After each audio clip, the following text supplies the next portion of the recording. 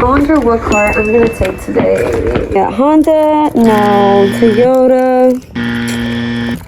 I see my Jeep.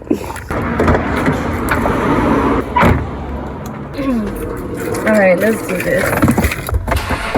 What the hell? My Jeep isn't starting. Oh my god, what do I do? Maybe this will help. How does this go? Oh, ma'am! Is everything okay? My Jeep isn't starting. Really? Yeah. Well, I mean, how many miles does your car have? I mean, it has 40,000 miles into it. I think that means maybe your auxiliary battery might have gone out. I don't really know much about cars, but I can definitely help you. Dude, it doesn't even look like you know anything about cars, especially Jeeps. I've never done it before, but I can try. All right, let's go for it then. All right, so I get it. You're really confused. Your car doesn't start. It's like a brand new car. You don't even know that there's actually two batteries that are in the Jeep. You have your main battery, and then you also have your auxiliary battery. Even though the auxiliary battery is small and it just powers some of your lights and such, without the auxiliary battery, your main battery isn't going to get any power really, and your car is not going to start. So you want to check to see if your main battery has issues and also your auxiliary battery. So it's a little bit more complicated in the Jeep JL, but we're gonna make it easy for you. So down to get to business here. All right, so let's go. So the first thing that you're gonna do is you're gonna open up the hood. Now that you have the hood up, you're gonna be taking apart the battery, the main battery, okay? So you're gonna get yourself a 10 millimeter and a ratchet, and you're gonna go ahead and take apart the negative and the positive of your main battery. Now, be very careful with this because the voltage is still alive. There's still a live circuit in the positive and the negative even after you take it off the battery. Don't let those two wires touch anything. Put them in like a sock or a shirt or something like that, and that way they'll be safe and they won't short anything out. Once you take your battery off, you're gonna go ahead and take off your fender, okay? Now, there's gonna be 4 bolts to take off your fender. Now, I only got footage of 3 of these bolts, but the 4th one isn't really too hard to find. Once you take off the 4 bolts, there's also going to be a push pin that you're gonna wanna take off as well, okay?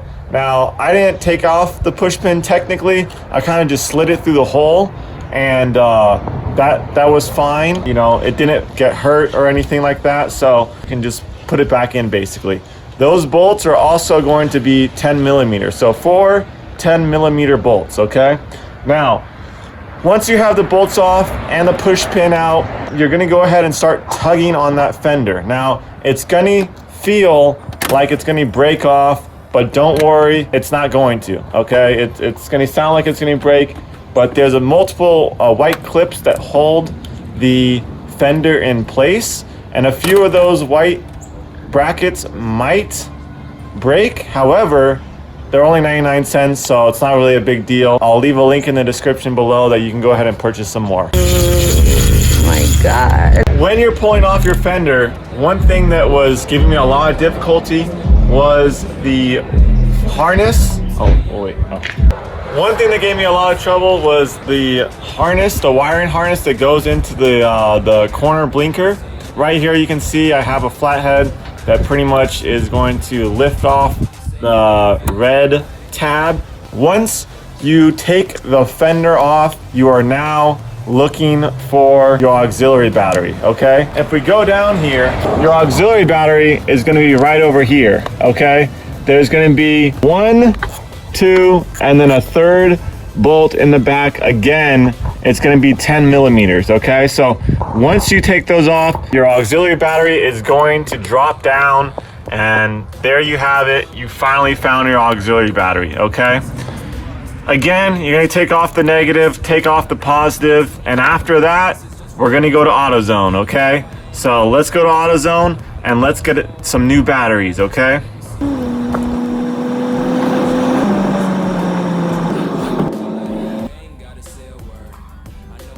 Here comes William. Very important, do not give AutoZone your auxiliary battery without taking the 2 screws that are in the auxiliary battery out to put into your new auxiliary battery. Those 2 posts are very vital. They need to be on your new auxiliary battery, which I have shown here. And that way the wires can basically be put back onto the auxiliary battery. Very important here with the auxiliary battery, something that got me really confused was that every time I put the negative and positive on, I kept getting sparks. I thought I was going to short something out. I didn't know what to do. But again, like I said at the beginning, it is a live circuit. So the sparks are going to happen. It's normal. Just go ahead and slap it on.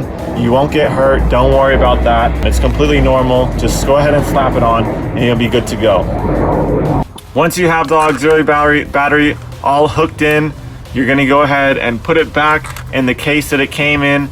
And you're going to go ahead and use again the bolts that came off. Screw those 3 bolts in. The third one is behind, but you know, you've already taken it off, so you shouldn't have any issues with that. Getting back up to the top, you're going to go ahead and connect again your negative, screw in the 10 millimeter, and then also the positive, again, screw in the 10 millimeter. Very important to tighten these very tight. The positive, I had some issues with it where I was screwing in the bolt and it was just basically acting loose, and I had to basically get a wrench from behind. It was a little complicated, but I wish I had footage of it. But the terminals do need to be tight. If they're not tight, then you're not going to get any kind of good connection. So that's pretty much everything on how to change your auxiliary battery. So let's go ahead and see if it worked.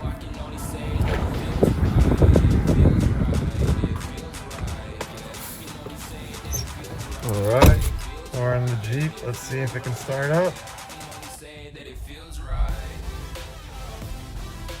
Beautiful.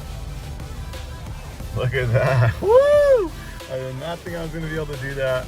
I'm surprised. Wow. Pretty amazed, honestly. If I can do this, anyone can do it. Just follow what I did, and honestly, it's not that intimidating. If you have any questions, comments below. Yeah, just let me know. We wish you a Merry Christmas. We wish you a Merry Christmas. We wish you a Merry Christmas from the Puggies to you.